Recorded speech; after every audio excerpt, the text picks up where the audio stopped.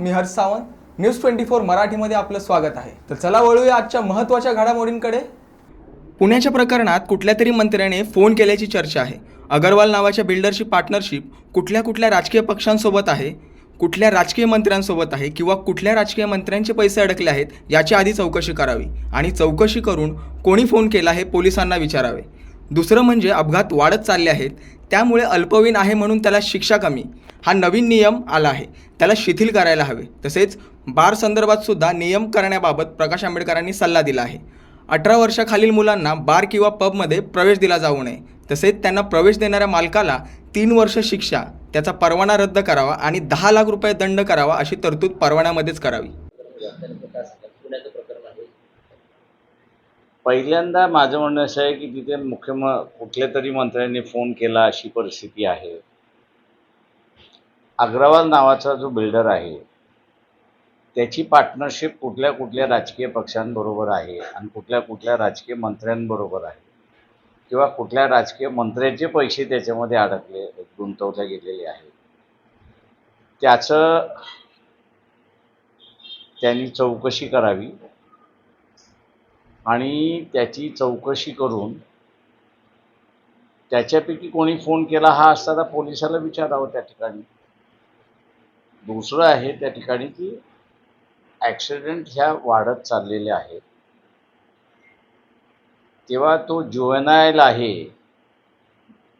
म्हणून त्यांना असणारा कमी सजा असा जो आता नियम आलेला आहे तो नियम माझ्या अंदाजानं शिथिल केला पाहिजे कार ॲक्सिडेंटसाठी.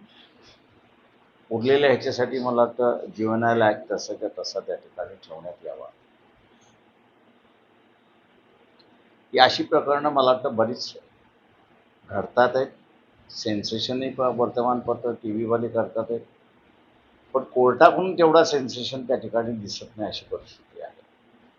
आणि म्हणून कोर्टांना सुद्धा आम्ही असं विनंती करतो की हा आता एक सेन्सिटिव्ह मुद्दा होत चाललेला आहे, त्याच्या विरोधात कोर्टाने सुद्धा कडक निर्णय घेतला पाहिजे असं मी त्या ठिकाणी मानतो. दुसरं, जेवढे बार्स आहेत त्या सगळ्या बारधारकावरती लायसन्समध्येच एक अट घालावी की 18 वर्षाच्या आतमधल्याला जर बारमध्ये पबमध्ये त्यांनी असं एंट्री दिली तर त्याला 3 वर्ष सजा होईल, त्याची सगळी लायसन्स त्याचं जप्त केला जाईल आणि त्याला 10 लाख रुपयाचं फाईन केलं जाईल. ही तरतूद त्या ठिकाणी आली की टीनेजरला पबमध्ये आणि बारमध्ये प्रवेश मिळणार नाही अशी परिस्थिती.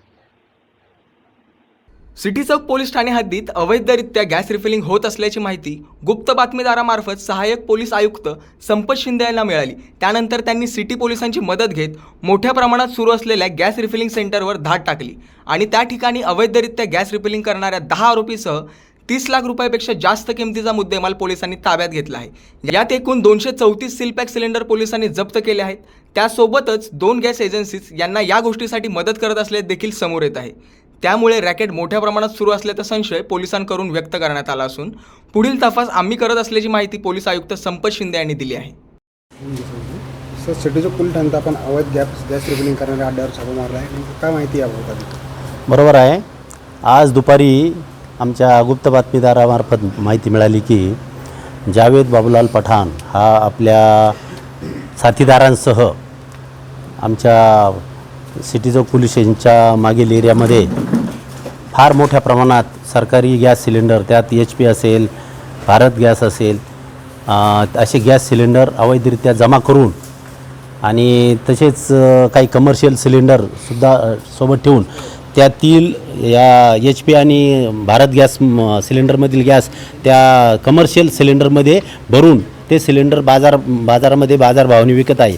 तसेच त्या सिलेंडरमधील काही गॅस हा रिक्षा वगैरे याच्यासाठी सुद्धा इंधन म्हणून वापरत आहे. तसेच त्यातील गॅस काढून काही छोटे सिलेंडर भरून ते सुद्धा त्याची विक्री करत आहेत अशी माहिती मिळाल्यावरून आणि फार जास्त आरोपींची संख्या असल्याची शक्यता अशी माहिती मिळाल्याने मी प्रथमतः माझ्या ऑफिसचे सर्व कर्मचारी गोळा केले आणि रेड मोठी असल्याने मी सिटी चौक पोलीस स्टेशनचे PSI दगडखेर व 5 कर्मचारी आणि क्रांती चौक पोलीस स्टेशनचे PSI खटके व 5 कर्मचारी यांना गोळा केले आणि त्यानंतर त्यांना पंचांना आणण्यासाठी पाचारण केले. तसेच पुरवठा विभागास या रेड संदर्भात कळवण्यात आले. पुरवठा विभागाचे आदरणीय पांचाळ साहेब आणि दराडे साहेब आणि गिरामी मॅडम हे हजर आल्यानंतर आणि पंच हजर आल्यानंतर आम्ही सर्व टीमनी जी मला खबर मिळाली होती त्या खबरेच्या ठिकाणी आम्ही अचानक रेड केली असता येथे फार मोठ्या प्रमाणावर गॅस रिफिलिंगचं काम चालू असलेलं प्रत्यक्ष लाईव्ह आम्हाला दिसून आलं. आम्ही सर्व माझ्या स्टाफच्या मदतीने पंचांच्या समक्ष त्यांना ताब्यात घेऊन त्यांना या सर्व याच्याबद्दल विचारणा केली असता आणि आम्ही पण स्वतः पाहिलं तर ते गॅस रिफिलिंग कमर्शियल गॅसमध्ये चालू होतं, रिक्षामध्ये भरण्याचं चालू होतं, छोट्या सिलेंडरमध्ये भरण्याचं पण काम चालू होतं. आणि त्या रिक्षामध्ये भरण्यासाठी 2 रिक्षा इथं आलेल्या होत्या. ते रिक्षा चालक इथं होते आणि या ठिकाणी गॅस पुरवण्यासाठी विशेष म्हणजे अधिकृत गॅस एजन्सीमधून 2 वाहनं गॅस भरून इथं आलेले होते. त्यामध्ये एक गेवराईवरून एका एजन्सीची जी गाडी आलेली होती त्यात 100 सिलेंडर भरलेले होते आणि एक जी श्रद्धा एजन्सी आहे तिथून जी एक गाडी आलेली होती त्यात 56 सिलेंडर होते. ते जवळजवळ त्यांनी 49 सिलेंडर त्यातले रिफिलिंग केलेले होते. 7 सिलेंडर त्यातले भरील मिळाले. अकोल्यात आठवले गटाच्या रिपब्लिकन पार्टी ऑफ इंडिया प्रणित रिपब्लिकन बहुजन विद्यार्थी परिषदेच्या वतीने जितेंद्र आव्हाड यांच्या विरोधात बसस्टँड चौकात निदर्शने करण्यात आली आहेत. डॉक्टर बाबासाहेब आंबेडकर यांचा फोटो फाडल्याप्रकरणी जितेंद्र आव्हाड यांच्या विरोधात जाहीर निदर्शने करत आव्हाड यांचा फोटो फाडून निषेध व्यक्त केला आहे. आज जितेंद्र आव्हाड यांनी महामानव प्रज्ञासूर्य डॉक्टर बाबासाहेब आंबेडकर यांचा फोटो असलेला या ठिकाणी प्रतिमा असलेला फोटो या ठिकाणी फाडला आणि फाडून त्यांनी या ठिकाणी महामानव डॉक्टर बाबासाहेब आंबेडकरांची त्या ठिकाणी विडंबना केली. महामानव डॉक्टर बाबासाहेब आंबेडकरांनी संपूर्ण देशासाठी मोलाचं कार्य केलेलं आहे. ज्या महामानवाला संपूर्ण देशच नाही तर संपूर्ण विश्व या ठिकाणी मान्य करते अशा महामानवाची विधान परिषदेचे सदस्य असलेले आमदार जितेंद्र आव्हाड यांनी याची विटंबना करणं हे खरोखर निंदनीय आहे.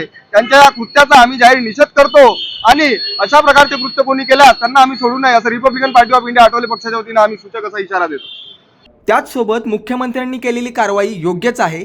3 दिवसाची नोटीस माफी मागण्याची संधी देखील देण्यात आली आहे. सकाळी उठून एखाद्या पक्षाबद्दल बदनामी करायची संजय राऊत यांचा हा उपक्रम असून या कारवाईच्या माध्यमातून हा उपक्रम तरी बंद होईल. संजय राऊत यांच्या ट्विटचा विचार कोण करतं हा आत्मचिंतनाचा विषय आहे. खोटं बोला पण रेटून बोला हा त्यांचा स्वभाव असून सहनशीलतेचा अंत झाल्यानंतर मुख्यमंत्र्यांनी उचललेलं हे पाऊल आहे. पुणे हिट अँड रन प्रकरणी अटकेत असलेल्या डॉक्टर अजय तावरे यांना संरक्षण देण्यात येईल. तावरे यांना संरक्षण देण्याची जबाबदारी सरकारची असं वक्तव्यही सामंत यांनी यावेळी केलं आहे. त्यांना एक नोटीस लगेच बजावलेली आहे. अब्रू नुकसानीचा संदर्भातील नोटीस आहे. काय नेमकं सांगणार? काही गोष्टीमध्ये सहनशीलतेचा अंत झाल्यानंतर अशी पावलं उचलावी लागतात. रोज सकाळी उठून प्रत्येकाची बदनामी करायची, प्रत्येकाबद्दल खोटं बोलायचं, प्रत्येकाबद्दल निगेटिव्ह बोलून लोकांमध्ये संभ्रम निर्माण करायचा हा काही लोकांचा धंदा बनलेला आहे. आणि म्हणून मी देखील आपल्याकडनं आणि आपल्या चॅनलमधूनच बघितलेलं आहे की अशा पद्धतीची कारवाई मुख्यमंत्री महोदयांनी केलेली आहे. मला असं वाटतं की योग्य कार्यवाही आहे. त्याच्यातनं 3 दिवसाची काहीतरी नोटीस दिलेली आहे, माफी मागण्याची देखील संधी त्यांना दिलेली आहे. परंतु ह्या सगळ्या कायदेशीर गोष्टी ह्या होतच राहतील, त्याच्यामुळं त्यांच्यावर बंधनं देखील येतील. परंतु रोज एखाद्या पक्षाबाबत, एखाद्या माणसाबाबत, एखाद्या व्यक्तीबाबत नरेटिव्ह सेट करून त्याची बदनामी करणं हा एक उपक्रम संजय राऊतांच्या माध्यमातून कायम सुरू असतो आणि मला असं वाटतं की या माध्यमातून तो बंद होईल याची मला पूर्ण खात्री आहे. या ट्विटच्या माध्यमातून त्यांनी 50 खोके एकदम ओके आणि असंवैधानिक मुख्यमंत्री असा देखील त्यांनी उल्लेख केलेला आहे. त्यांनी काय केलेलं आहे त्यांच्या ट्विटला म्हणजे किती किंमत आहे, त्या ट्विटचा विचार कोण करतोय हे देखील आत्मचिंतनाची त्यांच्यासाठी गोष्ट आहे. परंतु एखादी गोष्ट रेटून बोलायची, खोटं बोलायची हा देखील त्यांचा एक स्वभाव आहे आणि म्हणूनच कदाचित सहनशीलतेचा अंत झाल्यानंतर मुख्यमंत्री मोदयांनी हे पाऊल उचललेलं असेल. पुण्याच्या हिट अँड रन प्रकरणी अजय तावरे संदर्भात त्याच्या जीवाला धोका आहे आणि सुषमा अंधारे यांच्या मागणी केलेली आहे. संशयाची अशी कुठे मागणी केली? सुषमा अंधारे. एखाद्या व्यक्तीच्या जीवाला धोका असेल तर त्याला संरक्षण देणं ही पूर्ण सरकारची जबाबदारी आहे. मग तो आरोपी जरी असला तरी कोणाच्याही दबावाला बळी पडून तो काही करून घेऊ नये यासाठी देखील सरकारची जबाबदारी बनते, पोलिसांची जबाबदारी बनते. त्याच्यामुळे त्याला पूर्ण संरक्षण सरकारच्या माध्यमातून दिलं जाईल याची मला पूर्ण खात्री आहे. व्हिओ 5 पुणे अपघात प्रकरणावर आपलं मत व्यक्त करताना हसन मुश्रीफ म्हणाले की समिती नेमली होती, त्या समितीचा अहवाल आला, अधिष्ठाता यांना सक्तीच्या रजेवर पाठवलं आहे. मी आधीच सांगितलं होतं की अतिशय गंभीर गोष्ट आहे, त्यावर कारवाई होईल. यापुढे कुठल्याही सरकारी डॉक्टरच्या दवाखान्यात असं प्रकरण त्यांना करता येणार नाही. अशा प्रकारची शिक्षा किंवा कारवाई होईल त्याप्रमाणेच आपण कारवाई केलेली आहे. संपूर्ण चौकशी होईल, त्यांचं सुद्धा मत घेतलं जाईल. त्यांना योग्य प्रकारे धडा शिकवल्याशिवाय आम्ही शांत राहणार नाही. अधिष्ठाता यांना सक्तीच्या रजेवर पाठवलं आहे आणि दोघांना निलंबित देखील केलं आहे. 24 तारखेला ही घटना घडली. त्यावेळी मी सांगितलं होतं की ब्लड सॅम्पल बदलणे ही फार मोठी दुर्दैवी घटना आहे. लोक आपल्यावर विश्वास ठेवतात. अशा प्रकारे घटना घडता कामा नये यासाठी मी निर्देश देखील दिले होते आणि अधिष्ठाता यांना सक्तीच्या रजेवर पाठवलं आहे. पोलीस कारवाई करत आहेत. यापेक्षा आणखी काय करू शकतो आपण, असंही ते यावेळी म्हणाले. कालच आपण याच्याबद्दल समिती नेमली होती. समितीचा अहवाल आला त्याप्रमाणे आपण तावडे आणि हळणोर यांना आपण निलंबित केलेला आहे आणि अधिष्ठाता जे आहेत पुण्याचे त्यांचा सक्तीच्या रजेवर पाठवण्यात आलेला आहे आणि तिथला जो खालचा जो शिपाई आहे त्यालाही आपण निलंबित केलेला आहे आणि याची सक्त कारवाई करू. मी यापूर्वी सांगितलं होतं की अतिशय गंभीर गोष्ट होती की हे जे ब्लड सॅम्पल बदलणं ह्या गोष्टी अतिशय गंभीर आहेत. यापुढं कुठल्याही सरकारी डॉक्टरच्या दवाखान्यामध्ये या गोष्टी होऊ नयेत म्हणून त्यांना आयुष्यामध्ये अशी आपण काही शिक्षा देऊ की असं प्रकरण त्यांना करताच येणार नाही. अशा प्रकारची कारवाई आम्ही करण्याचं ठरवलं होतं. त्याप्रमाणे आज आमची समिती गेली, त्यांनी ते योग्य ते अहवाल दिला, त्याप्रमाणे आपण कारवाई ही केलेली आहे. जोपर्यंत त्याची चौकशी होणार नाही, पूर्णपणानं त्यांचंही मत घेतलं जाणार नाही, असं बडतर्फ शासनामध्ये केलं जात नाही. परंतु पहिली आपण केलेली आहे, त्यांना योग्य तो धडा शिकवल्याशिवाय आम्ही राहणार नाही.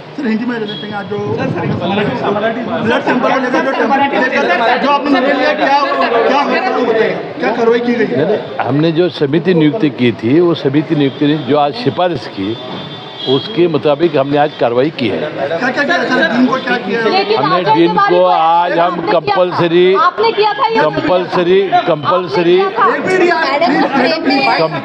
हमने उसको लीव पर भेजा है और 2 को सस्पेंड किया है. घटना घडून 10 दिवसांचा अधिक कालावधी झाला. राज्य सरकारने कारवाई करण्यासाठी कुठेतरी वेळ केला असं वाटतं का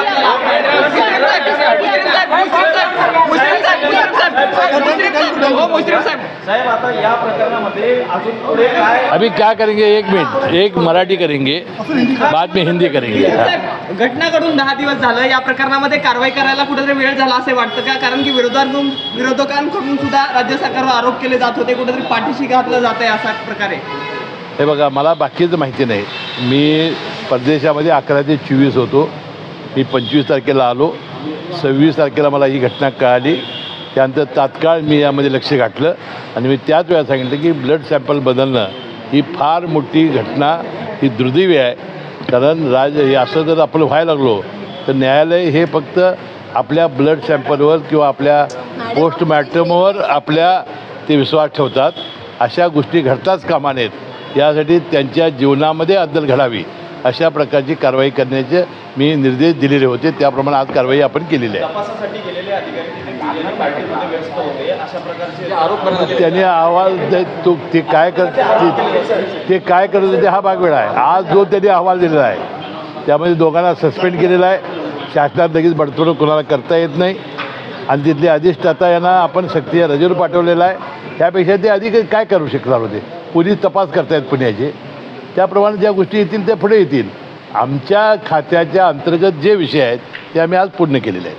लेकिन अजय तिवारी को अपॉइंट आपने किया था या नहीं किया था? मैं आमदार की सिफारिश पर वो बोला था, मैंने किया था, लेकिन जो रैट जो सवाल हुआ उनको हमने निकाला था, अभी वो नहीं थे. लेकिन आपका नाम आ रहा है. हमने तात्काल में मैं बोला ना आपको, आपने चिट्ठी दिया था. अरे चिट्ठी नहीं दिया था. MLA MP जब देते हैं उन पर हम देखते हैं सिफारिश, वो अधिकार नहीं करने के, लेकिन उनको वो निकाला नहीं. उसके बाद ऐसा नहीं होता. सिफारिश करने के बाद वो लोगों ने बोलना चाहिए अधिष्ठाता डीन ने कि ऐसा ऐसा है, तो उनको वो नहीं करना चाहिए था. उन्होंने बिना जाने सिफारिश. ऐसा मंत्री को क्या होता है, क्या वो क्या ब्रह्मज्ञान नहीं है क्या? चलो. भाजपा उद्या 30 मे रोजी राज्यभर आंदोलन करणार असून भाजपा आव्हाडांना धडा शिकवणार आहे. आव्हाड यांनी महामानव डॉक्टर बाबासाहेब आंबेडकर यांचा अपमान केला असून महाड येथील चौदार तळ्याजवळ आव्हाडांनी महामानव डॉक्टर बाबासाहेब आंबेडकर यांचे छायाचित्र फाडले होते. सर, जितेंद्र आव्हाड यांच्या विरोधात उद्या संपूर्ण राज्यभर भाजप आंदोलन करणार आहे, काय सांगाल? जितेंद्र आव्हाडांनी बाबासाहेबांचे फोटो असलेले पोस्टर आधी छापले आणि मग ते फाडले. जितेंद्र आव्हाडाच्या विकृत मानसिकतेचं प्रदर्शन त्यांनी केलं. महाराष्ट्र भारतीय जनता पार्टी उद्या राज्यभर आंदोलन करणार आहे आणि जितेंद्र आव्हाडांनी महामानव डॉक्टर बाबासाहेब आंबेडकरांचा अपमान केला. आम्ही त्यांना धडा शिकवणार आहोत. आज सकाळी जितेंद्र आव्हाड यांनी महाड येथे मनुस्मृतीचे दहन करण्याचे आंदोलन करत असताना डॉक्टर बाबासाहेब आंबेडकर यांचा फोटो त्यांच्याकडून फाडला गेला. आणि हे नेहमी जितेंद्र आव्हाड प्रत्येक कोणत्या ना कोणत्या समाजाचा अपमान करत असतात. त्यामुळे त्यांच्यावर ॲट्रॉसिटी दाखल झाली पाहिजे. दाखल होत नाही तोवर आम्ही शांत बसणार नाही असे यावेळी राजन किन्ने यांनी स्पष्ट केले असून त्यांनी पोलिसांना एक निवेदन देखील दिले आहे. हम लोग आज समझो मुमरा पुलिस स्टेशन में आए. जितेंद्र आव्हाड के खिलाफ एट्रॉसिटी का गुना दाखिल करने के हिसाब से आप मुमरा पुलिस स्टेशन में आए. आज उन्होंने जो एक प्रसिद्धि स्टंटबाजी करने का एक काम करने वाले थे, उसमें हमारे महाराष्ट्र के शिक्षा मंत्री केसरकर साहब और महाराष्ट्र के उप मुख्यमंत्री अजित दादा, इन्होंने कहा था कि मनुस्मृति के श्लोक का इस पाठ्यक्रम में कहीं भी समावेश नहीं होगा. उसके लिए लेकिन इसको स्टंटबाजी करने की जो हमेशा की आदत है, कोई भी समाज को ऐसा दिखाने की आदत है कि मैं तुम्हारे समाज के प्रति बहुत बड़ा लॉयल हूँ, ये सब जो करने का उसका जो स्टंटबाजी रहता है वो आज उसका फेल हो गया है. उसने वहाँ पर जो चौदार तला के ऊपर महाड़ में जो उन्होंने मनुस्मृति के खिलाफ जो आंदोलन करने के लिए गए थे, वहाँ पर उन्हें परम पूज्य हमारे भारतीय घटने के शिल्पकार आदरणीय डॉक्टर बाबा साहेब अम्बेडकर इनका फ़ोटो फाड़ा, बाकायदा उसको पैरों के नीचे रौंदा, वो फ़ोटो को जलाया गया. ऐसे जितेंद्र आव्हाड का हम निषेध करते. और हर धर्म के बारे में, आप मुस्लिम समाज के बारे में देखे, उनके भी धर्म के जो मानते हैं उनका भी अपमान किया था पिछले कई महीनों पहले. फिर बाद में उन्होंने इससे पहले जब 16 दिसंबर को या जनवरी को जब राहुल गांधी भारत जोड़ो यात्रा में आए थे, तब भी हमारे दलित समाज का जो स्कार्फ है, बौद्ध समाज का जो स्कार्फ है, वो स्कार्फ उन्होंने ऐसा फेंक दिया था उसके अंक के ऊपर. फिर बाद में आप देखेंगे प्रभु श्री रामचंद्र जी, इनका भी मांसाहारी कह के इनका भी अपमान किया था. तो मैं ये कहना चाहता हूँ, ये अपनी स्टंटबाजी, ये अपना राजनीति की रोटी सेकने के लिए ये ऐसा स्टंटबाजी करता है. और मैं समझता हूँ कि ये किसी धर्म का है, ये हमको मालूम पड़ना मांगता है. तो मैं आपसे यही, अभी पुलिस स्टेशन में हम लोगों ने जाकर यही कहा है कि इसके ऊपर जो हर धर्म की जो भावना दुखाने का काम, हर धर्म को अपमानित करने का काम जो करता है, इसके ऊपर एट्रॉसिटी का गुना दाखिल होना चाहिए. और ये मांग हमने की है. अगर ये जल्दी से जल्दी अगर इसके ऊपर एट्रॉसिटी का गुना दाखिल नहीं हुआ तो फिर से हम लोग यहाँ पर आंदोलन में बैठेंगे. एक तरफ जहाँ पर लोकसभा चुनाव में जो है इंडिया गठबंधन की तरफ से आवाज़ लगाई गई कि संविधान में जो है भाजपा अगर सत्ता में आती है तो एनडीए अगर सत्ता में आती है तो संविधान को चेंज किया जाए. और दूसरी तरफ इस तरीके से बाबा साहब के फोटो को फाड़ना कहीं ना कहीं दर्शाता है कि लगातार जिस तरीके से उनकी तरफ से जो है गलती हो रही, क्या उसके ऊपर है? अभी क्या है कि गलती ही नहीं है, ये स्टंटबाजी करने का जो चक्कर रहता है इसमें ये फंस जाता है. एक्चुअली इसको ये आप जो है, ये हमेशा लगाता है मैं डॉक्टर जितेंद्र आव्हाड हूँ, लेकिन ये डॉक्टर नहीं, ये झूठा डॉक्टर है. अगर एक डॉक्टर रहता तो उसको कितना बड़ा नॉलेज रहता है. मैंने अपनी इलेक्शन की एक स्टेटमेंट में कहा था कि परम पूज्य डॉक्टर बाबा साहेब अम्बेडकर का जो संविधान है, वो संविधान कोई भी नहीं बदल सकता, क्योंकि उसका बेसिक जो स्ट्रक्चर है उसको कोई हाथ ही नहीं लगा सकता. ऐसे बहुत बार हमारे देश में राजनीति लोगों ने बहुत बार कोशिश किया, लेकिन कोई संविधान बदल नहीं सका. इनको क्या है कि हमारी जनता, भोली भाली जनता को फंसाने का काम, उनसे वो फंसा के उनसे वोट बटोरने का काम ये मुमरा में इतने सालों से जितेंद्र आव्हाड ने किया. अभी इसकी ये जो स्टंटबाजी है वो यहाँ पर नहीं चलेगी, क्योंकि अभी ये सब इसमें वो हमेशा गलती करते आएला. और ये इसके माफ़ी मांगने से हम लोग चुप नहीं बैठेंगे. इसके ऊपर जब तक गुना दाखिल नहीं होता है तब तक हम लोग इसके ऊपर आंदोलन चालू रखेगा हमारा. विरोधी पक्षनेते अंबादास दानवे यांची काल पत्रकार परिषद पार पडली असून यावेळी पत्रकारांशी बोलताना दानवे यांनी पुण्याच्या प्रकरणात नवीन खुलासे येत आहेत. या खात्याचा कारभार गिरीश महाजन यांच्याकडे असताना वैद्यकीय शिक्षणातून 16 लोकांच्या बदल्या झाल्या आहेत. फक्त एक अजय तावरे यांची बदली झाली नाही. फक्त अजय तावरे यांना संरक्षण दिलं जातंय का असा सवाल उपस्थित केला आहे. तसेच पल्लवी सापळ यांच्याकडे चौकशी दिली आहे आणि स्वतःला हवं तसे ते करतात. ज्यांच्या बदल्या आणि सर्वात महत्त्वाचे म्हणजे रक्ताचे नमुने बदलले हे गंभीर आहे. पांढरा कोट घातलेले हे अतिरेकी आहेत की काय? अमितेश कुमार चांगले अधिकारी आहेत तर खोलवर जाण्याची आवश्यकता आहे. सरकार या सगळ्या विषयात सपोर्ट करत आहे की काय असं वाटते आहे. कलम कसे लावायचे आणि काय लावायचे यामध्ये एक मोठी गँग काम करते असं वाटतं आहे. मागील 2 आठवड्यात शेतकऱ्यांच्या 37 आत्महत्या झाल्या आहेत. मुख्यमंत्री फक्त टँकर बघायला मराठवाड्यात आले होते का? पाणी टंचाई झाली आहे यावर अजून सरकारने टंचाई आराखडा केलेला नाही अशीही टीका दानवे यांनी केली. मुख्यमंत्र्यांनी एक बैठक या ठिकाणी नुसतं आटोपली, फक्त काही टँकर लावण्यासाठी मुख्यमंत्री मराठवाड्यात संभाजीनगरात आले होते की काय, अशा प्रकारची स्थिती आहे. खरं तर या सरकारने, उद्धवजींचं सरकार गेल्यानंतर जलयुक्त शिवार 2.0 नावाची एक पुन्हा एकदा योजना आणली होती. खरं तर या 2 वर्षाच्या काळात जमिनीची वॉटर लेवल वाढण्याची आवश्यकता होती, परंतु हे कुठेही झालेलं नाही. सरकार साप सोडून भुई थोपटण्याचं काम करतं. खऱ्या अर्थानं टंचाईची कृती आराखड्याची आवश्यकता आहे. सरकारने अजून कुठेही अशा पद्धतीनं टंचाई कृती आराखडा केलेला नाही. आज जे पाणीसाठे बघितलं तर मराठवाड्यात 9% पाणीसाठा आहे, नागपूर विभागात 38%, नाशिक विभागात 25%, पुणे विभागात सुद्धा 16% आणि कोकण विभागात 36%. म्हणजे सांगायचा मुद्दा आहे की पुणे विभाग आणि मराठवाडा विभागामध्ये सगळ्यात कमी पाणीसाठा असूनही अजूनही सरकारने टंचाई आराखडा केलेला नाही. राज्यामध्ये जवळपास 3054च्या वर टँकर आत्ताच्या घडीला 7500 गावामध्ये चालू आहे. हे सगळं होत असताना बी बियाण्याच्या एक मुद्द्याकडे सुद्धा सरकारचं दुर्लक्ष आहे. आज जे बी बियाणं आवश्यक आहे, या बी बियाण्याच्या आवश्यकतेपेक्षा फक्त 21% जास्त असल्याचं सरकारी कागदपत्रावर आहे. खरं तर हे 1.5 पट असलं पाहिजे. याला कारण असं असतं की दुबार पेरणी करावी लागली तर कशा पद्धतीनं करावी, त्याच्यासाठी ही बी बियाणं किमान 1.5 पट उपलब्ध आपल्याकडं असलं पाहिजे, असा एक जनरली प्रघात आहे. परंतु हा प्रघात बघितला तर आत्ताच्या घडीला फक्त 21% बियाणं जास्त प्रमाणात. आणि सगळ्यात महत्त्वाचं, सरकारची जी महाबीज कंपनी याच्यात फक्त 3% वाटा आहे. हे मी का सांगतोय की खाजगी कंपन्या याच्यामध्ये शेतकऱ्यांना त्रास देऊ शकतात, व्यापारीसुद्धा याच्यात त्रास देऊ शकतात. मी व्यापाऱ्यावर आरोप करणार नाही, परंतु निश्चित कंपन्यांनी व्यापाऱ्याला त्रास दिला तर व्यापारी शेतकऱ्यांना त्रास देत असतो.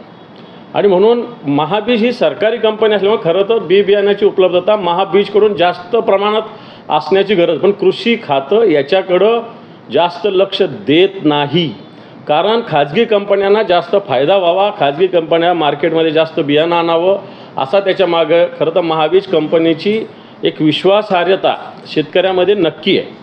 परंतु आजच्या घडीला बघितलं तर फक्त 3.76% बियाणं महाबीजकडून उपलब्ध करून दिलेलं आहे. मला वाटतं ते अतिशय कमी आहे.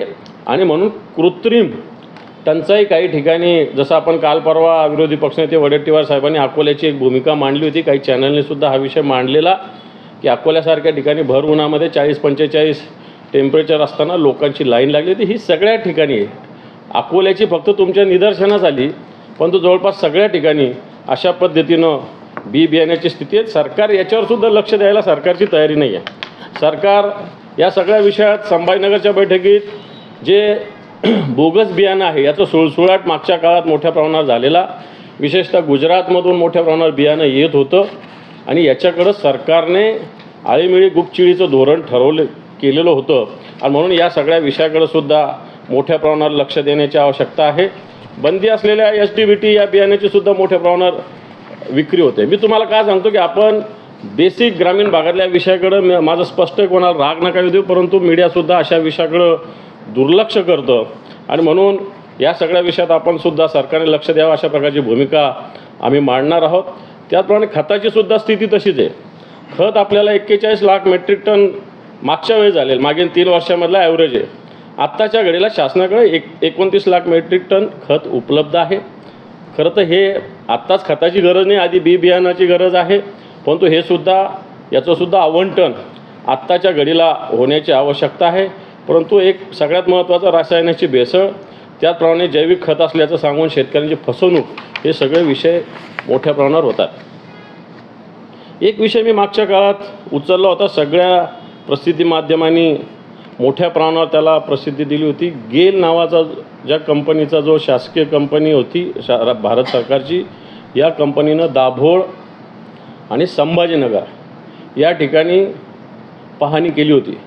मी आरोप केल्यानंतर सरकारच्या वतीनं हा आरोप उडवून लावला होता, परंतु काल उदय सामंत यांनी ह्या आरोपाला आमचा आरोप निराधार आहे असं बोलले ते, परंतु त्यांनी हे कबूल केलं की ही कंपनी या महाराष्ट्रामध्ये, त्यांनी तसं पत्र दिलं होतं, दाभोळची जागा बघितली होती, संभाजीनगरची जागा बघितली होती की नाही ते काही ते बोललेलं नाही.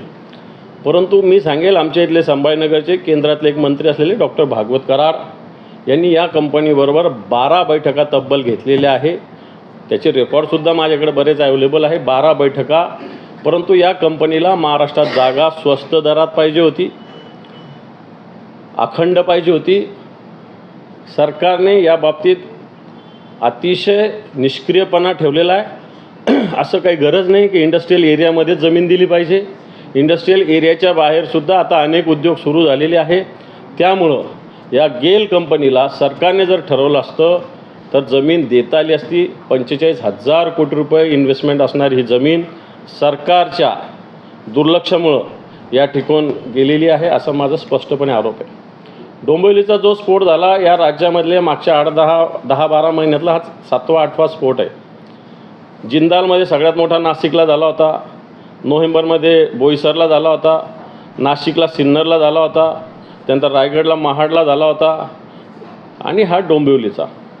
आता याच्यातलं बरेच जण कामगार मंत्रीसुद्धा तिथं गेले होते. याच्यात तर कामगार खात्याचा मोठा दोष आहे.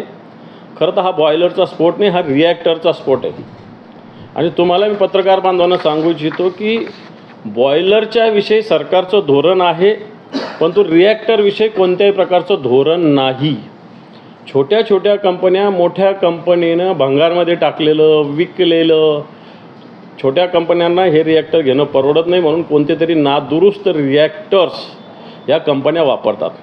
आणि खरं तर मग जे जे केमिकल्स असतात त्याचं प्रमाण कशा पद्धतीनं असावं, हे प्रमाण कधी व्यस्त नाही राहिलं तर रिॲक्टरचा स्फोट होत असतो. आणि म्हणून रिॲक्टरविषयी या सरकारचं धोरण असावं. एक सरकारचं कामगार सुरक्षा विभाग आहे, ज्याला डिश नाव आहे, अतिशय निष्क्रिय विभाग आहे. मोठ्या मोठ्या कंपन्या या अधिकाऱ्यांना कंपन्याच्या आतमध्ये सुद्धा येऊ देत नाही. आणि म्हणून कामगार मंत्र्यांना आणि मी सरकारलाही वारंवार वापर केला असा आग्रहलेख होता सामनामध्ये. आता त्या संदर्भात एकनाथ शिंदेंनी संजय राऊतांना कायदेशीर नोटीस पाठवलेली आहे, कसं बघताय? त्याच्यावर उत्तरसुद्धा संजय राऊत साहेबांनी दिलेलं आहे. 50 खोके एकदम ओके, महाराष्ट्रातल्या खेड्यापाड्यातल्या जनतेला माहिती आहे. त्याच दिवशी संजय राऊत साहेबांनी नाशिकमध्ये ज्या पिशव्या आल्या होत्या त्या तपासायला सांगितल्या होत्या, त्या तपासल्या का याचं उत्तर आधी एकनाथ शिंदे साहेबांनी द्यावं. नंतर जी नाटकबाजी केली ना, ह्या बॅग तपासल्या, ते लोक त्यांचे मीडियाचे कॅमेरा एक गळ्यात होता आणि ती बॅग उचलून घेत होते. कपड्याची बॅग एवढी जड नसते. 20 बॅग 30 बॅग आल्या होत्या हेलिकॉप्टरमधून, त्या कुठे गेल्या त्याचा तपास करावा. नंतर संजय राऊतांना नोटीस द्यावी, असं माझं त्यांना खुलं आव्हान आहे. सर, शिवाजी पार्क अधिकाऱ्यांना त्यावेळेला बदली केली एकत्र, मात्र त्याच्यातून तावरेंचं नाव वगळलं. तर कोणामुळे हे नाव वगळलं आहे, काय तुम्ही खुलासा करू शकाल का? तर तुम्ही सांगितलं की मुख्यमंत्र्यांकडे ती फाईल गेली होती. हे पाजंजली सुपर क्लास 1 अधिकाऱ्यांची फाईल मुख्यमंत्र्यांकडेच जात असते. आपण 16 जणांच्या बदल्याचं प्रपोजल वैद्यकीय शिक्षण विभागानं दिलेलं. मी स्पष्ट नाव घेतो, अश्विनी जोशी त्या विभागाच्या सचिव, त्याच्यानंतर मंत्री गिरीश महाजन यांनी 16च्या 16 बदल्याची संचिका पाठवली. मग माझं म्हणणं असं आहे की त्यातल्या 15च्या झाल्या, 16व्या तावरेची का नाही झाली? आता याच्या मागे काही कारणं असतील, परंतु आत्ताच ते बोलावे असं मला वाटत नाही, कारण त्याच्याबरोबरची पुराव्याची आवश्यकता आहे. मला असं वाटतं जर चौकशी नीट झाली तर हे सुद्धा बाहेर येईल. पण हे कबूल केलं पाहिजे की 15 अधिकाऱ्यांच्या बदल्या झाल्या आणि फक्त अजय तावरेंची झाली नव्हती. याचा अर्थ तावरेंना कोणाचा तरी मोठा आशीर्वाद आहे, म्हणून तावरे तिथं बसलेले आहेत. सर, शिवाजी पार्क मैदानामध्ये छत्रपती शिवाजी महाराज यांचा पुतळा आहे, तसंच बाजूलाच मीनाताई ठाकरे यांचा देखील पुतळा आहे. त्याला रोषणाई केली होती सुशोभीकरणासाठी, मात्र जर बिल न भरल्यामुळे आज कारवाई करत त्याचं मीटर कापण्यात आलेलं आहे. कसं पाहिजे याकडे? बिल कोणी भरायला पाहिजे त्याचं? पालिका. आणि मग सप्लाय कोणाचा आहे? पालिकेचाच आहे. म्हणजे हे तर वेगळंच आहे. सप्लाय त्यांचाच, बिल त्यांचाच भरायचं आणि तेच कट करतात. हा काय प्रकार आहे? गोंधळच आहे ना. पण अंडर कॉर्पोरेशनच आहे ना शेवटी. अंडर बेस्टचं काय वेगळं थोडी, अंडर महानगरपालिकाच आहे, त्यांचा इंटरनल विषय आहे. बेस्ट करणं असं म्हणणं आहे की बिलाची वारंवार मागणी केली होती, मात्र त्यांनी बिल न भरल्यामुळे आम्ही कारवाई केली. मला वाटतं एखाद्या ग्राहकांसारखं छत्रपती शिवरायांच्या स्मारकाचं तुलना करणं हे चूक आहे. छत्रपती शिवरायांच्या विचाराचं सरकार आहे असं म्हणतात महाराष्ट्रात, आणि त्यांच्याकडूनच असं झालेलं आहे. तुम्ही जनतेनेच बघावं याविषयी. सर, तुम्ही आता बोगस बी बियाणांचा उल्लेख केला. प्रत्येक वर्षी बोगस बी बियाणं होतं, शेतकऱ्यांची फसवणूक होते, दुबार पेरणी होतं, विरोधी पक्षाकडून ही म्हणजे त्यांच्यावर कारवाई अशी सरकारकडून मागणी येते, सरकारही आश्वासन देतं, मात्र हे सगळं हवेत मिळतं. या वर्षी बोगस बियाणं आलं तर तुमची काय भूमिका असेल, सरकारकडून तुम्ही काय मागणी करा? माझं याच्यात असं म्हणणं आहे, मागच्या वेळेस ही सगळं ओरड झाल्यानंतर सरकारने कृषी कायदे आणण्याची घोषणा केली होती. अजून कृषी कायदे का आले नाही हा माझा सरकारला प्रश्न आहे. कृषी कायदे कोणाच्या दडपणाखाली अजून आले नाही. मोठ्या मोठ्या बियाणे कंपन्यांच्या दडपणाखाली असल्यामुळं सरकारने कृषी कायदे आणले नाही का हा माझा प्रश्न आहे. कारण सरकार किंवा पोलीस कारवाई करतं व्यापाऱ्यावर. व्यापारी तर प्रोडक्शन करणारा नाही ना. व्यापारी तर ज्या कंपनीने खरेदी केला तो विकणार आहे फक्त. परंतु सरकार किंवा त्यावेळेस प्रशासन हे फक्त कारवाई करत होतं व्यापाऱ्यावर. आणि म्हणून कृषी कायदे आणण्याची मागणी झाली, सरकारने आणलेसुद्धा, पण त्याच्यावर वेगवेगळी व्यापक चर्चा व्हावी असं अपेक्षित असताना अजूनही थंड बस्त्यामध्ये कृषी कायदे पडलेले आहे. नवीन कृषी कायदा अजून आलेला नाही. हा कृषी कायदा ज्यावेळेस येईल त्यावेळेस काही प्रमाणात या सगळ्या विषयावर नियंत्रण येऊ शकेल, परंतु सरकार याच्याविषयी फार इंटरेस्टेड आहे असं दिसत नाही. मागच्या वर्षी तर कृषी मंत्र्याचे जे लोक आहेत अधिकारी तेच कंपन्या तपासत फिरत होते, तेच बोगस कंपन्यांना प्रोत्साहन देत होते की असा माझा त्यावेळेचा प्रश्न आम्ही केला होता. पण नवीन कृषी कायदे ज्यावेळेस येतील त्यावेळेस मला असं वाटतं याच्यावर काही प्रमाणात नियंत्रण येऊ शकेल. आमदार संजय गायकवाड यांच्या मुलाच्या लग्न सोहळ्याला मुख्यमंत्र्यांसह अनेक मंत्र्यांची उपस्थिती पाहायला मिळाली. तसेच गायकवाड यांचा मुलगा पृथ्वीराज याचा विवाह सोहळा बुलढाणामध्ये संपन्न झाला असून संध्याकाळी हा विवाह सोहळा पार पडला.